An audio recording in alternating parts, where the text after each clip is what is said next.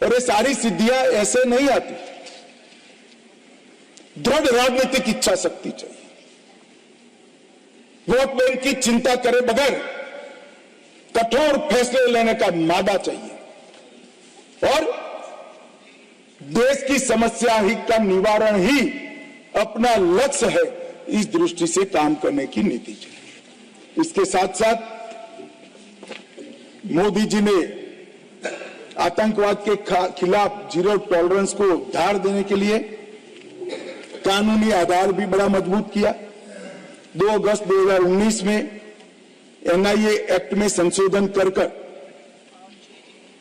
नए अपराधों को समाये, विदेश में भी जांच का अधिकार मिला, यूएपीए में भी संशोधन कर दिया गया, आतंकवादियों की संपत्ति जब्त करने का हमें अधिकार मिला, व्यक्तियों को भी आतंकवादी घोषित करने का अधिकार मिला,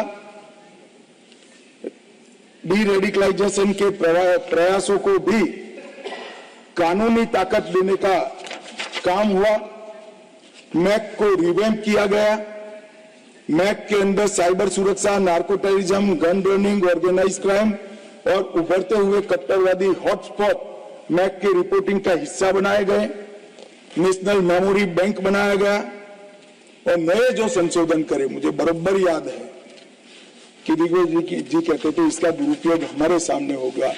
दिग्विजय जी आपके सामने नहीं हुआ, जब मैं एनआईए का संशोधन लेकर आया तब मुझे बराबर याद है दिग्विजय सिंह की इसका दुरुपयोग होगा, आपके सामने नहीं हुआ। हमने 57 आतंकवादियों को आतंकवादी घोषित किया, जिसने देश की सर्वोच्च अदालत में मान्य 23 संगठनों को माना। हमने अनलॉफुल एसोसिएशन घोषित की और मैं आज गर्व के साथ कह रहा हूं 19 से 24 के बीच में हुर्रियत के सबसे सीरियस टाइप के 14 ऑर्गेनाइजेशन आज 14 के 14 बैन कर दिए गए। माननीय हुर्रियत का अस्तित्व जिस हुर्रियत के साथ एक जमाने में बातचीत करते थे, पाकिस्तान के बातचीत करने के लिए मीडिएटर बना था, आतंकवादी संगठनों से बातचीत करने के लिए, वो हुर्रियत को हमने समाप्त कर दिया जमीन के अंदर काटने।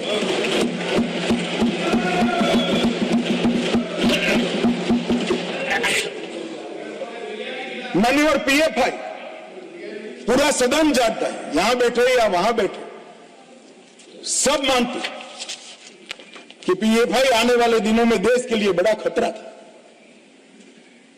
मगर जो खतरों को दूर से नहीं देखते वो देश को खतरों से नहीं बचा सकते। मुक्त दर्शक बनकर, मुक्त प्रेक्षक बनकर खतरों को देख नहीं रहे, जिनके हाथ में शासन की कमान होती है, इनकी जिम्मेदारी होती है खतरों को दूर से देखकर उसको उगने से पहले, उठने से पहले समाप्त कर देना। हमने पीएफआई पर बैन लगाया, एक साथ देश के 24 राज्यों में रेड डालकर पीएफआई के एक एक बंदे को उठाकर जेल की सलाख होकर और संपूर्ण गतिविधि समाप्त हो गई। कुछ लोग पंजाब में भी बिंडरन वाले बनने का प्रयास भी किया, आगे भी बढ़े, सरकार हमारी नहीं थी, फिर भी यही गृह मंत्रालय ने दृढ़ निश्चय कर आज वो असम की जेल में आराम से गुरु ग्रंथ साहिब का पाठ। ये नरेंद्र मोदी सरकार, इस सरकार के रहते देश पर खतरे राजनीतिक आइडियोलॉजी के कारण पनपने हम नहीं देंगे, उनको खड़ा होने से पहले ही समाप्त कर दिया जाएगा। मान्यवर, एक जमाने में आतंकवादियों का लिस्टिंग से उनका मृत्यु या अरेस्ट तक का आयुष्य 2 साल और 3 महीना था, आज कुछ दिनों का बच गया, कुछ दिनों का।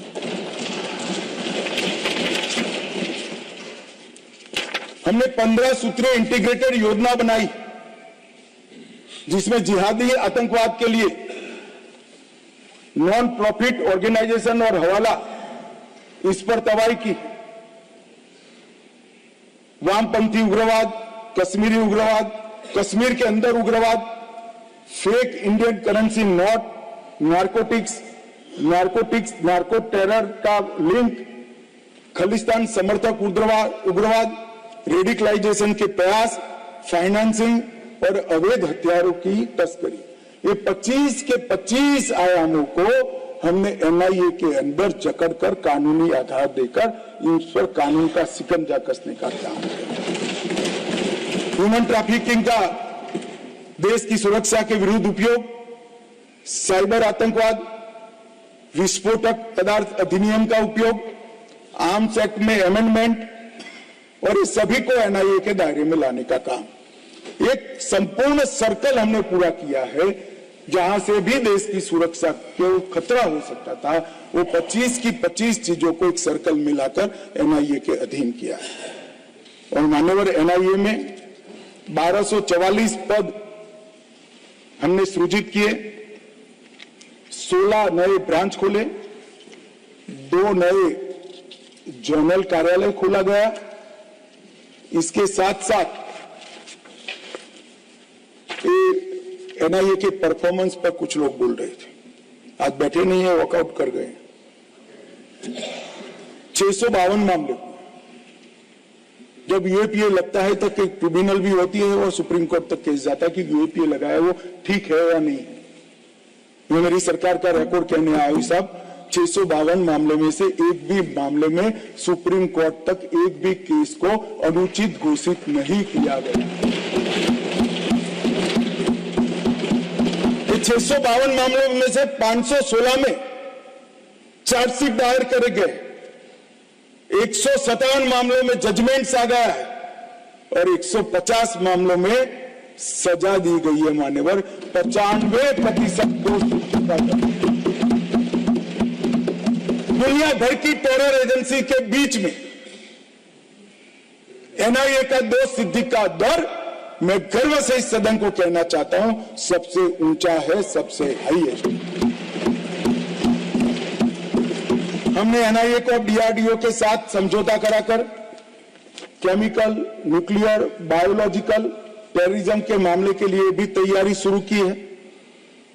एनआईए के अधिकारियों को अंतर्राष्ट्रीय एक्सपोजर देने के लिए एग्रीमेंट भी किए हैं और एनआईए और सेंट्रल फोरेंसिक साइंस लेबोरेटरी के साथ एक अनुबंध खोलकर सीएसएफएल में टेररिज्म के खिलाफ भी एक नया वर्टिकल हमने शुरू करने का काम किया है। मान्यवर, हमने इसके साथ साथ मैक को भी सुदृढ़ किया है। मैक में मोदी जी की सरकार आने के बाद काउंटर टेररिज्म की एक अलग व्यवस्था की गई। 72,000 रिपोर्ट उसमें जनरेट हुए हैं और मैंने भी समीक्षा की है मान्यवर, और ये जानकारी को गोपनीय रखने के लिए इसको एक बहुत अच्छे कम्युनिकेशन चैनल से जिले तक, पुलिस स्टेशन तक पहुंचाने की सुरक्षा भी, व्यवस्था भी इस 10 साल के अंदर ही मान्यवर खड़ी हुई और नेट ग्रिड के माध्यम से कई सारे आरोपियों को पकड़ने के लिए 35 से ज्यादा डेटा को एक ही जगह पे एकत्रित कर ये लड़ाई को हमने और पुख्ता किया है। मान्यवर, कुछ सदस्यों ने ड्रग के लिए अपनी चिंता व्यक्त की। मैं भी मानता हूं ये बहुत गंभीर समस्या है, मगर इस सदन को और सदन को माध्यम से देश को मैं बताना चाहता हूं। मान्यवर, आपके माध्यम से मैं इस सदन को और सदन के माध्यम से देश को बताना चाहता हूं कि लड़ाई अकेली सरकार नहीं लड़ सकती।